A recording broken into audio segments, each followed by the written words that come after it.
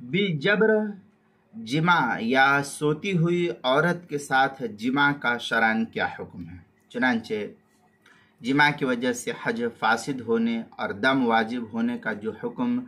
مرد پر لازم ہوتا ہے وہی حکم عورتوں پر بھی لازم ہوتا ہے۔ لہذا اگر محرم عورت سے وقوف عرفہ سے قبل زبردستی جمع کیا گیا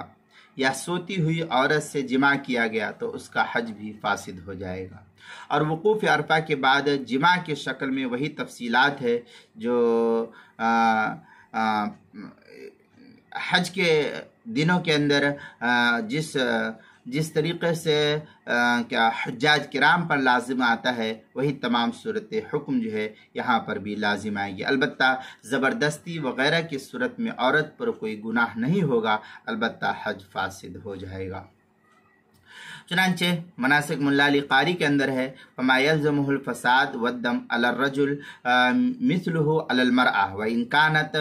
مکرہہ او نائمہ او ناسیہ۔ اس طریقے کی عبارت مناسک ملا علی قاری صفحہ 339، فتاوی ہندیہ پہلی جلد صفحہ 245، قنیۃ الناسک صفحہ 268، فتاوی تاتار خانیہ تیسری جلد صفحہ 582، فتاوی خانیہ پہلی جلد صفحہ 288، عنایہ مع الفتح